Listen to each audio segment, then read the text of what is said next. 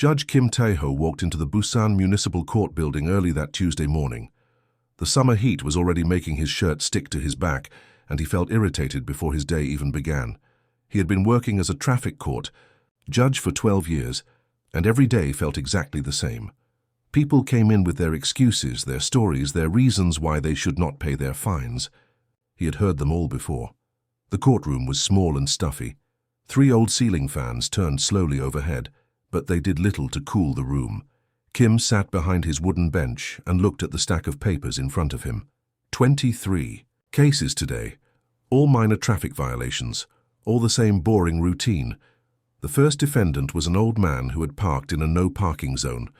He paid his fine quickly and left. The second was a young woman who had run a red light. She argued for 10 minutes, but Kim gave her the full fine anyway. Rules were rules. By 10 o'clock, Kim was already thinking about lunch. His wife had packed him rice and kimchi, and he wanted to eat outside in the small garden behind the courthouse. Maybe he could finish these cases quickly and take a long break. When Lee Sun-mi walked into the courtroom, Kim barely noticed her. She was a woman in her early 40s, wearing a simple blue dress and carrying a small purse. Her hair was pulled back in a plain ponytail, and she wore no makeup. She looked like any other citizen who came to his court to pay a traffic fine. She approached the bench quietly and placed her ticket on the wooden surface. Kim glanced at the paper without really looking at her face. Speeding in a school zone. 15 kilometers over the limit. An expensive fine. "Ma'am, you were driving 15 kilometers over the speed limit through a school zone," Kim said in a flat voice. He had said these exact words hundreds of times before. "The fine is 150,000 won. No exceptions." Lee Sun-mi cleared her throat softly. "Your Honor, I understand I was speeding and I take full responsibility. However, I was rushing to an emergency meeting about housing programs for Korean War veterans. These elderly men have been waiting months for—" Kim held up his hand to stop her. He did not look up from his paperwork. "Ma'am, everyone who comes to this court has a story. Everyone has somewhere important to be. If I listened to every excuse, no one would ever pay their fines. But, sir, this was truly an emergency situation. These veterans are living in terrible conditions, and we were trying to—" "Ma'am," Kim interrupted again, his voice getting sharper, "I do not care if you were rushing to save the world. You broke the law. You endangered children by speeding in a school zone. The fine is 150,000 won. Pay the clerk on your way out." Lee Sun-mi stood quietly for a moment. Kim could see she wanted to say more, but she simply nodded. "Yes, Your Honor, I understand." Kim stamped the violation notice with more force than necessary. The loud bang echoed in the small courtroom. He handed the paper to Lee Sun-mi without looking at her. "Next case," he called out. As Lee Sun-mi walked toward the clerk's desk, Kim was already reading the next file, another speeding ticket, another routine case. He heard the woman talking quietly to Park Jin-woo, the court clerk, as she paid her fine. Something about rescheduling meetings and calling her office. Kim paid no attention. The morning continued with more of the same. A man who had made an illegal U-turn. A woman who had parked in a handicapped space. A teenager who had been caught driving without a license. Kim processed each case quickly and efficiently. He gave standard fines to everyone. No exceptions. No special treatment. By 11:30, Kim had finished all his morning cases. He was pleased with his efficiency. He could take his lunch break early and maybe even leave the office a few minutes before 5 o'clock. He gathered his papers and headed to his chambers. The summer heat was getting worse. Through his small window, Kim could see people walking slowly on the street outside, trying to stay in the shade. Construction workers were taking frequent water breaks. Even the birds seemed to be hiding from the sun. Kim took off his black robe and hung it carefully on the back of his chair. Tomorrow would bring another stack of traffic violations, another group of people with their excuses and their stories. But today was almost over, and that made him happy. He had no way of knowing that the quiet woman in the blue dress, the one he had dismissed so quickly, would soon turn his ordinary Tuesday into something he would never forget. Sometimes the most important moments in life look exactly like all the other moments, until suddenly they do not. Park Jin-woo was organizing files at his desk when the phone rang. He had been the court clerk for 8 years. and most phone calls were routine. People asking about court dates, lawyers checking on paperwork, or citizens wanting to know about their fines. He picked up the phone without much interest. Busan. Municipal Court, Traffic Division. Park Jin-woo speaking, he said in his usual polite voice. Hello, this is Ms. Cho from the governor's office, said a woman's voice on the other end. She sounded worried and rushed. I need to inform you that Governor Lee Sun-mi was delayed this morning due to a court appearance. She had to pay a traffic fine and will be 30 minutes late for the emergency meeting about veteran housing. Park Jin-woo's pen stopped moving across his paper. He felt something cold in his stomach. Did you say Governor Lee Sun-mi? Yes, that's correct. She received a speeding ticket yesterday and had to appear in your court this morning. She's very sorry for the delay, but the meeting about Korean War veteran benefits is extremely important. We have over 200 elderly veterans waiting for housing assistance. The phone felt heavy in Park Jin-woo's hand. He remembered the quiet woman in the blue dress who had paid her fine an hour ago. The woman who had tried to explain about an emergency meeting. The woman Judge Kim had cut off and dismissed without even looking at her properly. Ma'am, Park Jin-woo said slowly, can you describe Governor Lee? She's in her early 40s wearing a simple blue dress today. She has her hair in a ponytail. She never wears fancy clothes or jewelry, even to official events. She believes in living simply. Park Jin-woo's face turned white, his hands began to shake. The woman who had stood quietly at Judge Kim's bench, who had accepted her fine without complaint, who had tried to explain about helping veterans, was the governor of Busan province. Thank you for calling, Park Jin-woo managed to say. I will. Make sure this information is recorded properly. After he hung up the phone, Park Jin-woo sat staring at his desk for several minutes. He knew he had to tell Judge Kim immediately, but he was afraid. Judge Kim did not like to be interrupted during his lunch break. He also did not like to admit when he made mistakes. Park Jin-woo walked slowly toward Judge Kim's chambers.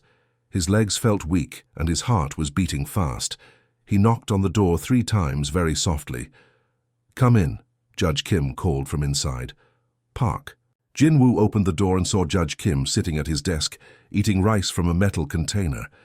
The judge looked annoyed at being disturbed. What is it, Park? I told you I did not want to be bothered during lunch unless it was an emergency. Park Jin-woo swallowed hard. Your Honor, I think this might be an emergency. I just received a phone call from the governor's office. Judge Kim looked up from his food. The governor's office? What do they want with our traffic court?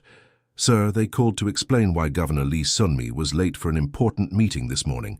She was delayed because she had to pay a traffic fine in our court. Judge Kim put down his chopsticks. Governor Lee Sun-mi, I don't understand. Park Jin-woo took a deep breath. Your Honor, the woman who came to your bench this morning, the one in the blue dress who tried to explain about the veteran housing meeting. Judge Kim's coffee cup stopped halfway to his lips. His eyes grew wide as he began to understand what Park Jin-woo was trying to tell him. That woman was Governor Lee Sun-mi of Busan Province, Park Jin-woo said quietly. The coffee cup slipped from Judge Kim's fingers and crashed to the floor, spilling hot coffee across the wooden surface. Judge Kim did not notice. He was remembering the woman's quiet voice, her polite manner, the way she had tried to explain about helping veterans. He was remembering how he had cut her off, how he had refused to listen, how he had dismissed her without even looking at her face. Governor Lee Sun-mi was famous throughout South Korea. She had grown up poor, the daughter of a factory worker. She had worked her way through university, become a lawyer, and then entered politics to help ordinary people. She was known for wearing simple clothes, for living in a small apartment, and for spending most of her time working with veterans, elderly people and families in need. Judge Kim had seen her on television many times. He had read articles about her work with Korean War veterans. He had even voted for her in the last election. But this morning, when she stood in his courtroom, he had not recognized her at all. Oh no, Judge Kim whispered. What have I done? Park Jin-woo stood quietly, waiting for Judge Kim to say something else. But the judge just sat there staring at the spilled coffee on his floor, realizing that he had just treated one of the most respected people in South Korea like she was. Nobody at all. By 3 o'clock that afternoon, someone had told the story to a reporter from the Busan Daily newspaper. Kim Min-ho was a young journalist who usually wrote about local festivals and school events. But when he heard about what happened in the traffic court that morning, he knew this was a much bigger story. Kim Min-ho called the governor's office. First, he spoke to Ms. Cho, who confirmed that Governor Lee had indeed been delayed by a court appearance. Then he called the courthouse and spoke to Park Jin-woo, who was still feeling nervous about the whole situation. "Can you tell me exactly what happened?" Kim Min-ho asked Park Jin-woo over the phone. Park Jin-woo spoke quietly, afraid that Judge Kim might hear him. Governor Lee came to pay her speeding fine this morning. She tried to explain that she was rushing to help Korean War veterans, but Judge Kim would not listen. He just gave her the full fine and told her to pay at my desk. "How did Governor Lee react?" Kim Min-ho asked, writing quickly in his notebook. "She was very polite. She paid the fine without arguing. She even said, 'Thank you' to me when she left. I had no idea who she was until her office called later." Kim Min-ho spent the rest of the afternoon calling people and checking facts. He spoke to veterans who had been at the housing meeting. He talked to other court workers. He even tried to reach Judge Kim, but the judge would not answer his phone. By 6 o'clock, Kim Min-ho had written his story. His editor, an older man named Lee Jae-sung, read it carefully and then looked up with surprise. "This really happened?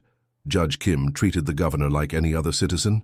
"Yes, sir, and Governor Lee just paid her fine and went to help the veterans, even though she was late because of the court delay." Lee Jae-sung made the story the front-page headline, "Respected Governor Treated as Common Criminal." The newspaper was printed that evening and delivered to homes across Busan early the next morning. Mrs. Park was reading the newspaper with her morning coffee when she saw the headline. She called her neighbor, Mrs. Choi, immediately. "Did you see the newspaper today? That traffic court judge was so rude to Governor Lee." Mrs. Choi had not read the paper yet, but she turned on the radio. The morning news program was already talking about the story. The radio host was reading parts of the newspaper article on the air. Governor Lee Soon-mi, known for her humble lifestyle and dedication to helping veterans, was treated dismissively in traffic court yesterday morning. Despite trying to explain she was rushing to an emergency meeting about veteran housing, she was cut off by Judge Kim Tae-ho and given the maximum fine. By 9 o'clock, people all over Busan were talking about the story. In coffee shops, people were debating whether Judge Kim had done the right thing or not. Some people said he should have listened to Governor Lee's explanation. Others said, the law should be the same for everyone, even governors. At the fish market, vendor Jung Hyun-sik was telling customers about the story. "Governor Lee is a good woman. She grew up poor like us. She understands working people. That judge should have shown more respect." But customer Lee Dong-woo disagreed. "If governors can get special treatment in court, then what about the rest of us? Maybe the judge was right to treat her like everyone else." The story spread beyond Busan. By noon, newspapers in Seoul were calling the Busan Daily to ask for more information. Television news programs began talking about the incident. During their afternoon broadcasts, reporter Kim Min-ho's phone rang all day. Other journalists wanted to interview him about his story, but the person everyone really wanted to talk to was Governor Lee herself. At 2 o'clock, Governor Lee's office released a short statement to all the newspapers and television stations. Ms. Cho read it over the phone to reporters. "Governor Lee Sun-mi respects our judicial system completely. Judge Kim was doing his job according to the law, and the governor was indeed driving over the speed limit. She paid her fine and has no complaints about her treatment in court. The governor asks that people focus on the important work of helping Korean War veterans rather than on this minor incident." This statement made the story even more interesting to many people. Here was a powerful politician who could have complained or used her influence, but instead she was defending the judge who had been rude to her. At dinner tables across South Korea that evening, families discussed the story. Parents used it to teach their children about respect and dignity. Some praised Governor Lee for her humble response. Others wondered if all government officials should be treated exactly the same as ordinary citizens when they break the law. The story was becoming bigger than anyone had expected. What had started as a simple traffic violation in a small courthouse was now making people across the country think about fairness, respect, and how powerful people should behave when they face the same rules as everyone else. Judge Kim, sitting alone in his apartment that evening, realized his ordinary Tuesday morning had changed everything. The next morning, Chairman Choi Dong-soo woke up early in his small apartment. At 82 years old, he still kept the habits he had learned as a young soldier during the Korean War. He made his bed carefully, dressed in his one-good suit, and ate a simple breakfast of rice and soup. Choi Dong-soo had been thinking about Governor Lee all night. He had fought in the war when he was just 19 years old. After the war ended, he had worked in factories and construction sites for 40 years. Now he was old and poor, living in a tiny room with a leaking roof. Like many other veterans, he had been waiting for years for the government to help with housing. Governor Lee was the first politician who had really listened to the veterans. For 3 years, she had been fighting to get them better housing, medical care, and monthly support payments. The meeting she was rushing to yesterday was about finding apartments for 200 elderly veterans who were living in terrible conditions. Choi Dong-soo called the other veterans group leaders early that morning. "We need to have a press conference today," he told them. "People need to know what Governor Lee was really doing when she got that speeding ticket." By 10 o'clock, 15 elderly veterans had gathered at the Korean War Veterans Association office. Most of them were in their 70s and 80s. Some walked with canes, others had trouble hearing. But they all wanted to speak up for Governor Lee. The veterans called the local television stations and newspapers. "We want to tell people the truth about Governor Lee," Choi Dong-soo explained to the reporters who came. At 11:30, the old soldiers stood in front of the Veterans Association building.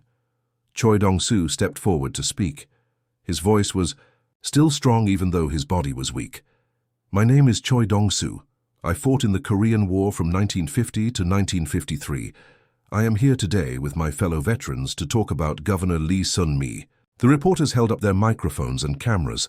Several television news crews were filming everything.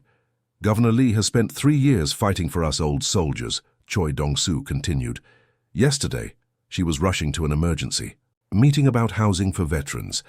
She was trying to help us and she got a speeding ticket. But even after the judge was rude to her, she paid her fine and came to our meeting. She did not complain. She did not use her power to get special treatment."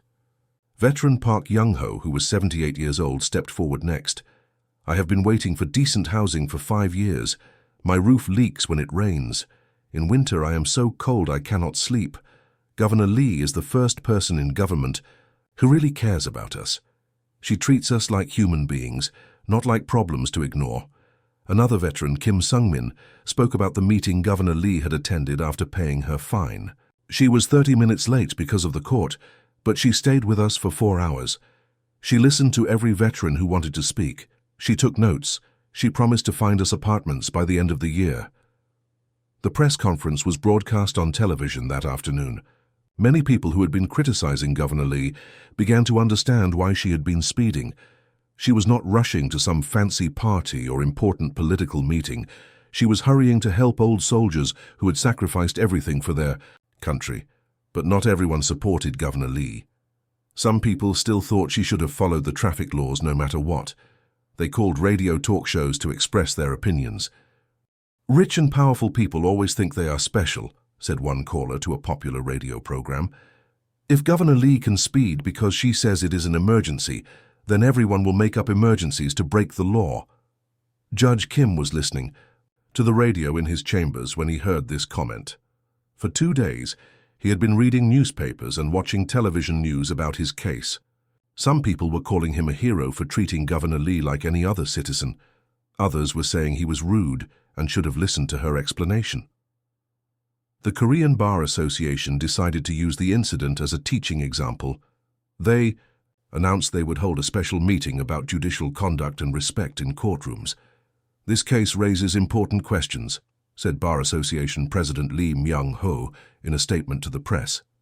"Judges must apply the law equally to all citizens, but they must also treat every person who comes before them with basic human dignity and respect." Judge Kim received a letter from the Bar Association asking him to attend their special meeting. The letter was polite, but Judge Kim knew they wanted to discuss his behavior. Meanwhile, Governor Lee continued her work as if nothing had happened. She visited veteran housing sites, met with construction companies, and reviewed budget proposals. She did not give any interviews about the traffic court incident. The whole situation was making people across South Korea think about fairness, respect, and how people in authority should behave. The story had grown far beyond a simple speeding ticket into a national conversation about justice and dignity. For 2 weeks, Judge Kim could not sleep well. Every night he lay in bed thinking about that Tuesday morning in his courtroom. He remembered the quiet woman in the blue dress, how she had tried to explain about helping veterans, and how he had cut her off without even looking at her face properly. During those 2 weeks, Judge Kim read every newspaper article about the incident. He watched the television interviews with the Korean War veterans. He listened to radio programs where people debated whether he had done the right thing or not. The more he learned about Governor Lee's work with veterans, the worse he felt about his behavior. Judge Kim also noticed changes in his own courtroom. People who came to pay traffic fines were looking at him differently. Some seemed afraid, worried that he might be rude to them too. Others appeared to be testing him, waiting to see if he would treat them with respect or dismiss them like he had dismissed Governor Lee. On a quiet Friday afternoon, Judge Kim made a decision. He asked his secretary to call Governor Lee's office and request a private meeting. He expected Governor Lee to refuse, or at least to make him wait for weeks. But Ms. Cho called back within an hour. "Governor Lee can meet with you on Monday at 4 o'clock, Ms. Cho said. "She asked me to tell you that no appointment is necessary for citizens who want to speak with their elected officials." Judge Kim felt embarrassed by Governor Lee's kindness, but also grateful for the opportunity to apologize in person. On Monday afternoon, Judge Kim drove to the provincial government building. He had visited this building many times for official court business, but today felt different. Today he was coming as someone who had made a mistake and wanted to make it right. Governor Lee's office was smaller than Judge Kim had expected. The furniture was simple and old. There were no expensive decorations or fancy paintings on the walls. Instead, the office was filled with photographs of veterans, letters from citizens, and reports about housing projects. Governor Lee was sitting behind a plain wooden desk when Judge Kim entered. She stood up and smiled, gesturing for him to sit in a chair across from her desk. Through the window behind her, Judge Kim could see Busan Harbor, where cargo ships and fishing boats moved slowly across the water. "Thank you for seeing me, Governor," Judge Kim began. His voice was nervous and his hands were shaking slightly. "I have been thinking about what happened in my courtroom 2 weeks ago, and I need to apologize to you." Governor Lee listened quietly, her hands folded on her desk. "I failed to show you proper respect," Judge Kim continued, "not because of your position as governor, but because you are a human being who deserved to be heard. I was rude and dismissive. I should have listened to what you were trying to tell me." Governor Lee smiled gently. "Judge Kim, you treated me exactly as the law requires. You applied the same rules to me that you apply to every other citizen. That is what justice means in a democratic society." Judge Kim shook his head. "But I was not respectful. I cut you off when you tried to explain. I did not even look at you properly. That was wrong, regardless of who you are." Governor Lee stood up and walked to the window. She looked out at the harbor for a moment before speaking again.